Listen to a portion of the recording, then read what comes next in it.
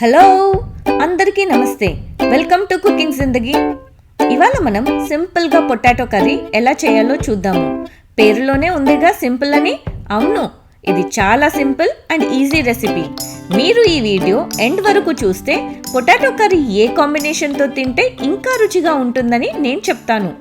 So let's start the recipe. ముందుగా potatoes కొన్ని నీళ్లు ప్రెషర్ కుక్కర్లో తీసుకొని 3 విజిల్స్ వచ్చే వరకు ఉడికించుకొని పక్కన పెట్టుకుందాం. ఇప్పుడు ప్యాన్లో ఆయిల్ వేడి చేసుకొని ఆయిల్ వేడెక్కాక మనం ఆవాలు, మినపప్పు, జీలకర్ర, కట్ చేసి పెట్టుకున్న పచ్చిమిర్చి ముక్కలు, కొన్ని కర్రీ లీవ్స్ యాడ్ చేసుకుందాము. అవి చిటపటలాడాక మనము కట్ చేసి పెట్టుకున్న ఆనియన్ ముక్కలు వేసుకొని ఫ్రై చేసుకుందాము. అవి కాస్త ఫ్రై అయ్యాక ఇప్పుడు సాల్ట్ యాడ్ చేసుకొని మిక్స్ చేసుకోవాలి. సాల్ట్ యాడ్ చేసుకోవడం వల్ల ఆనియన్స్ మాడిపోకుండా అండ్ త్వరగా కుక్ అవుతాయి. ఇప్పుడు పసుపు యాడ్ చేసుకొని మిక్స్ చేసుకుందాము. నెక్స్ట్ అల్లం వెల్లుల్లి పేస్ట్ యాడ్ చేసుకొని పచ్చివాసన పోయేంత వరకు బాగా మిక్స్ చేసుకోవాలి. ఇప్పుడు కారము, ధనియా పౌడర్ యాడ్ చేసి బాగా మిక్స్ చేసుకుందాము.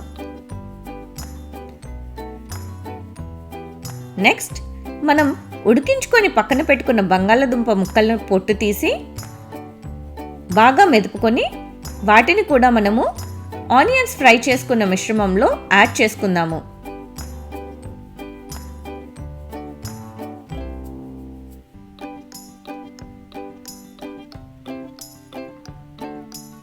ఇప్పుడు బాగా మిక్స్ చేసుకుందాము. చిన్న పొటాటో ముక్కలు ఉంటే గరిటెతో వాటిని మెదుపుకుంటూ అన్నీ కలిసేలాగా కలుపుకోవాలి.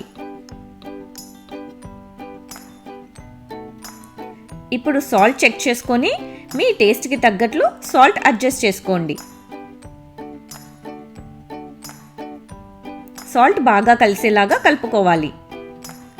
ఫైనల్గా కొత్తిమీర వేసుకొని స్టవ్ ఆఫ్ చేసుకుంటున్నాను. పొటాటో కర్రీ సింపుల్గా అయిపోయింది కదా. మీరు వేడివేడి అన్నంలో కలుపుకొని తింటే చాలా బాగుంటుంది. ఇది నాకు చాలా ఇష్టమైన రెసిపీ. ఈ రెసిపీని మీరు రైస్ ఆర్ చపాతీతో తినొచ్చు. కానీ ఈ కర్రీ మీరు ఎప్పుడైనా పచ్చిపులుసుతో కలిపి తిన్నారా? అవునండి, తెలంగాణ స్పెషల్ పచ్చిపులుసు. మనం చేసుకున్న పొటాటో కర్రీని ఇంకా వేడివేడి అన్నం, పచ్చిపులుసు 3 కలిపి తిని చూడండి. ఇది నా ఫేవరెట్ కాంబినేషన్ అండ్ అతి తక్కువ టైంలో చేసుకోవచ్చు. మీకు కూడా ఈ కాంబినేషన్ నచ్చిందా? మీరు కూడా ట్రై చేసి ఎలా ఉంది కమెంట్స్లో చెప్పండి. Subscribe to my channel and click the bell icon. Happy cooking Zindagi!